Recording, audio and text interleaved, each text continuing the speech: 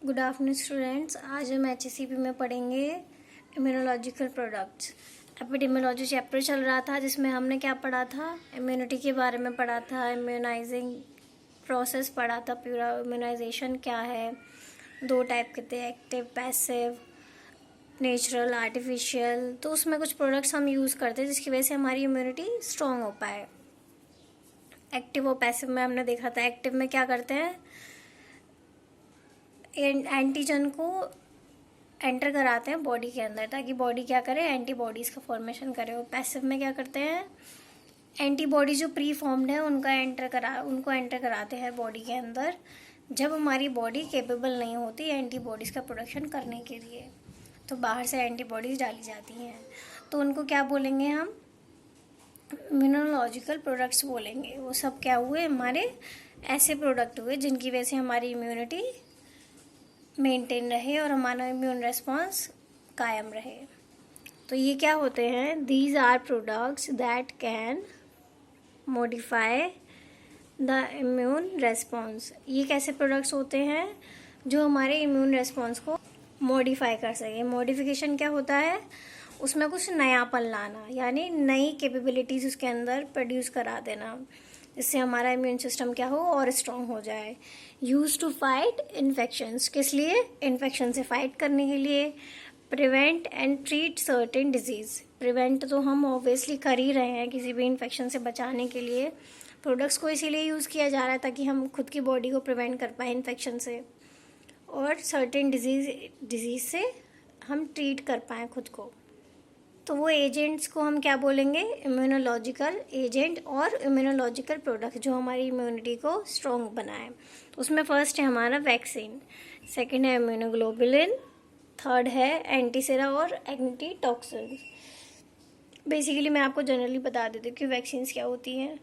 Vaccines वो substance होती हैं जो टीकाकरण में, जैसे हम देखते हैं कि वैक्सीन लगाई जाती हैं बच्चों को। क्यों लगाई जाती है, वैक्सीन्स के अंदर मैंने आपको पहले भी बताया है कि डेड सेल्स या फिर वीक फॉर्म होती है बैक्टीरिया या वायरस की, तो वो हम क्यों डालते हैं, ताकि हमारी बॉडी एंटीबॉडीज़ का फॉर्मेशन कर सके नेचुरली।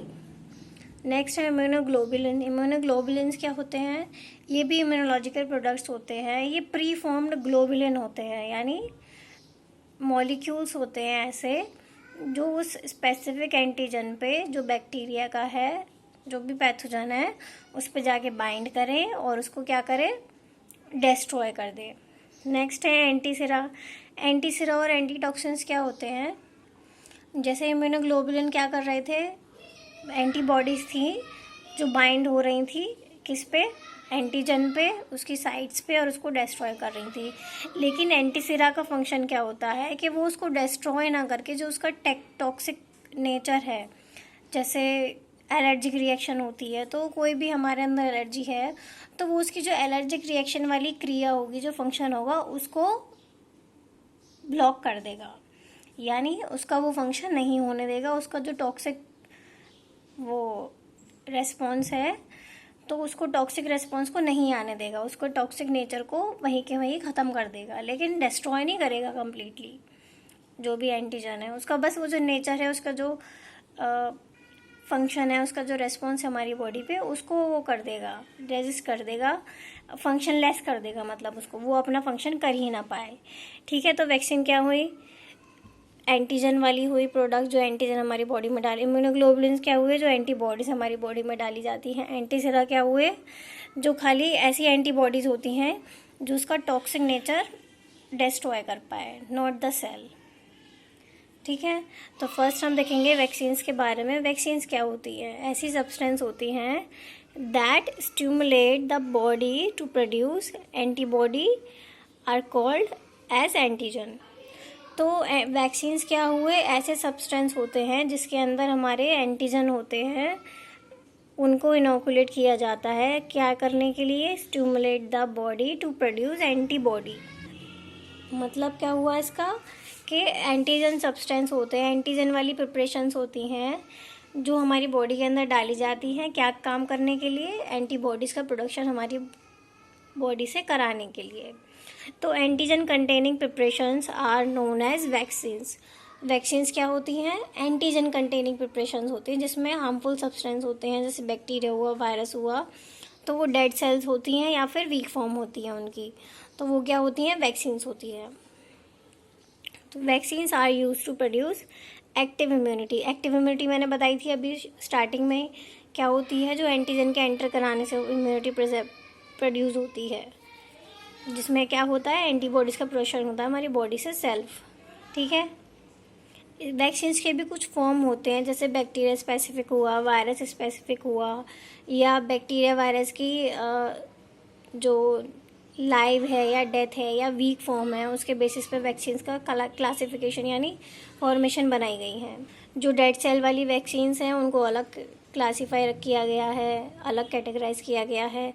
जो वीक फॉर्म वाली हैं उनको अलग किया गया है, जो बैक्टीरियल वाली हैं उनको अलग किया गया है, जो वायरस वाली हैं उनको अलग किया गया है। तो वैक्सीन्स में भी कई टाइप्स के होते हैं, अब हम उनके टाइप्स को देखेंगे। इसमें फर्स्ट फॉर्म है हमारी vaccine containing living organisation. Living यानी लाइव, जो कि जिंदा होंगे, लेकिन किस फॉर्म में होंगे? वीक फॉर्म में होंगे। इसमें है पहला वायरल वैक्सीन्स क्या होंगी? जिसके अंदर वायरस प्रेजेंट होगा। जो वायरस प्रोड्यूसिंग डिजीज़ होती हैं उनमें यूज़ की जाती है, जैसे स्मॉल पॉक्स है हमारा, पोलियोमाइलाइटिस है, ये सिर्फ वायरल वाली डिजीज़ है, वायरस इन्फेक्शन है। तो इसमें क्या कौन सी वैक्सीन यूज़ की जाएंगी? वायरल वैक्सीन यूज़ की जाएंगी, जिसमें वीक फॉर्म होगी ऑर्गेनिज्म की। नेक्स्ट है बैक्टीरियल, जो बैक्टीरिया की वजह से हो रही है। एग्जाम्पल है इसका BCG वैक्सीन। BCG का नाम फुल फॉर्म है इसकी bacilli Calmette Guerin. Bacilli stand for bacillus, Calmette और गैरिन एक साइंटिस्ट, दो साइंटिस्ट थे जिनके सरनेम है, जिनका नाम है एल्बर्ट कैलमेट एंड इनका नाम है कैमिल ग्वेरिन। तो इनके सरनेम से इनकी ये जो वैक्सीन है इसका नाम पड़ा, क्योंकि इसकी खोज किसने की थी? इन दोनों ने की थी। किसके ऊपर? बैक्टीरिया के, बैसिलस के ऊपर। ठीक है, तो बैक्टीरियल वैक्सीन हो गई है। नेक्स्ट है हमारी, नेक्स्ट क्या है? Vaccine containing dead organisation. इसमें क्या होगा? बैक्टीरिया का या वायरस का डेड फॉर्म होगी वो, यानी डेड सेल्स होंगी उनकी, जो वर्क नहीं करेंगी, जो जिंदा नहीं है, लाइव नहीं है। तो इसमें क्या एग्जांपल है हमारा? टाइफस वैक्सीन, रिकेट्सियल वैक्सीन, जो कि रिकेट्स के काटने से हो रही है, या टाइफी इन्फेक्शन जो होते हैं हमारे, वो वाली वैक्सीन्स। लास्ट है हमारा third, bacterial derivative of toxoids. इसका मतलब क्या हुआ? जैसे कोई भी आपको टिटनेस हो जाती है या कोई भी गले में इन्फेक्शन हो जाता है, उसका अननोन कॉज होता है कि हमें पता नहीं किस वजह से हो रही है, लेकिन कुछ डेरिवेटिव्स ऐसे होते हैं जिसकी वजह से हमारे जो इन्फेक्शन को ट्रीट किया जा सकता है वैक्सीन्स की वजह से। जैसे टिटनेस का है, डिप्थीरिया का है। डिप्थीरिया आप पढ़ ही चुके हैं, नोज़ और थ्रोट का इन्फेक्शन है जो कि किसी भी वजह से हो सकता है। टिटनेस है जो हमें किसी भी वजह से हो सकती है, लोहे से, ब्लेड से या पेन से भी। ठीक है, तो ये थे वैक्सीन्स की क्लासिफिकेशन। नेक्स्ट हम पढ़ेंगे इम्यूनोग्लोबुलिन्स। वैक्सीन्स हमने देख लिया, अब नेक्स्ट है हमारे इम्यूनोग्लोबुलिन। इम्यूनोग्लोबुलिन्स क्या होते हैं? इम्यूनोग्लोबुलिन्स यानी इम्यून को स्ट्रॉन्ग करने वाले globules, also called as antibodies.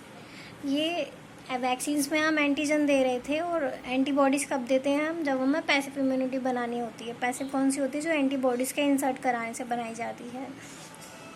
इसे हम किससे रिप्रेजेंट करते हैं? IG से। इम्यूनोग्लोबुलिन्स क्या हुए? ऐसे ग्लोब्यूल, ऐसे मॉलिक्यूल जिसकी वजह से हमारी इम्यूनिटी स्ट्रॉन्ग की जाए, जो बाहर से हमारे अंदर डाले जाते हैं, और इसे हम क्या बोलते हैं? Antibodies.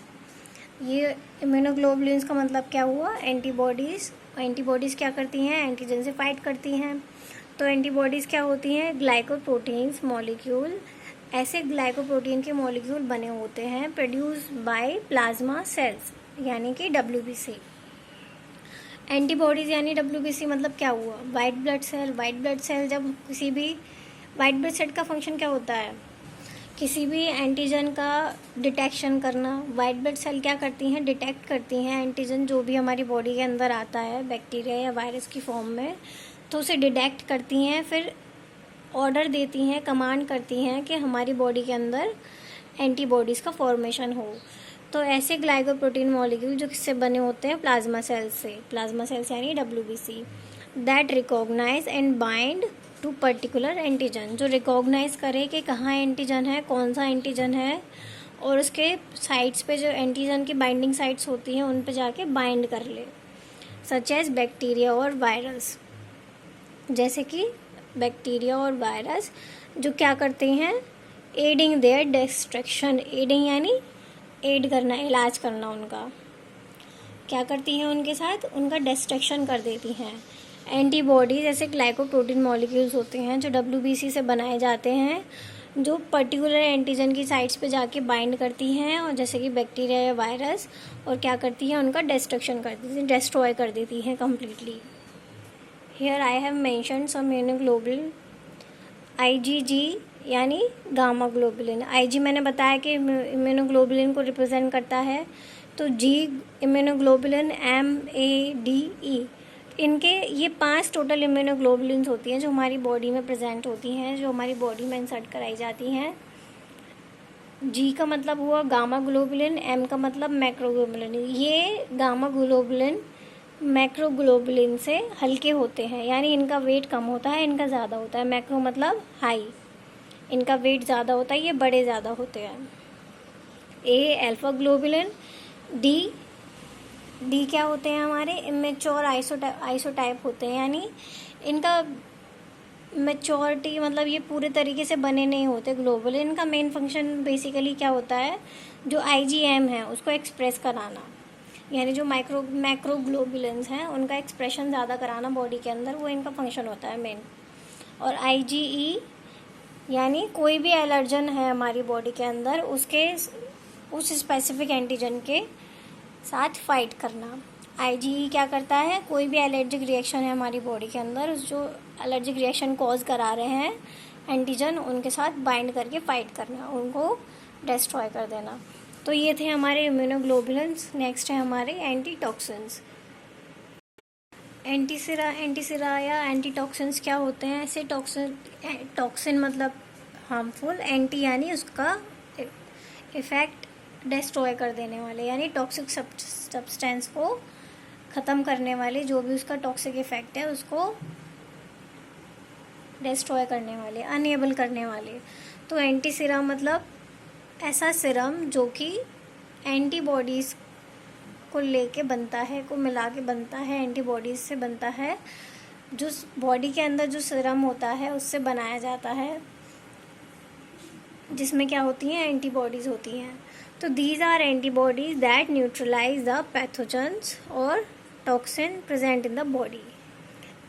What does it mean, कि ऐसी एंटीबॉडीज़ जो क्या करती हैं, न्यूट्रलाइज कर देती हैं पैथोजेंस के इफ़ेक्ट को या पैथोजेंस को, जिससे उसका जो टॉक्सिक नेचर है, जो टॉक्सिक इफ़ेक्ट है उसके अंदर, वो ख़त्म हो जाए, वो न्यूट्रलाइज हो जाए, वो कोई टॉक्सिक इफ़ेक्ट ना दे। तो ये क्या होते हैं, these are serum obtained from animals like horse and rabbits which have been injected with a vaccine either a toxin of a toxoid.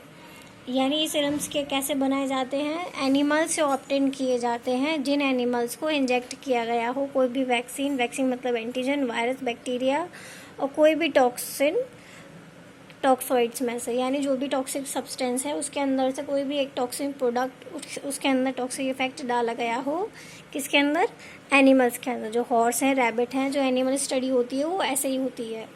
Animals के अंदर एंटीजन या बैक्टीरिया, वायरस डाले जाते हैं, जिससे कि वो क्या करती हैं, उनकी बॉडी एंटीबॉडीज़ का फॉर्मेशन स्टार्ट कर देती हैं।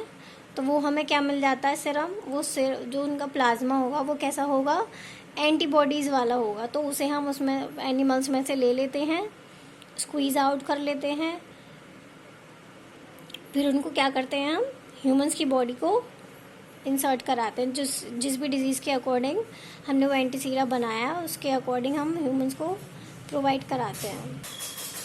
The antisera of such animal contain antibodies either against the organism और देयर टॉक्सिन। यानी वो जो एंटीसीरा हमने बनाया एंटीबॉडीज़ का, वो या तो वो ऑर्गेनिज्म के अगेंस्ट काम कर सकती हैं, ये जो हमारा एंटीजन है, या फिर उसका जो टॉक्सिक इफेक्ट है, टॉक्सिन्स हैं जो उसने फॉर्मुलेट किए हैं अपने, जो भी वो इफेक्ट दे रही है, उसके अगेंस्ट भी काम कर सकते हैं। जैसे diphtheria antitoxin and tetanus antitoxin, इन दोनों में कॉज हमें नोन नहीं होता समटाइम्स, तो हम ये टॉक्सिन्स फॉर्मुलेट करते हैं ताकि कोई भी टॉक्सिक इफेक्ट एंटीजन का या बैक्टीरिया वायरस का हमारी बॉडी के अंदर ना दिखाई दे।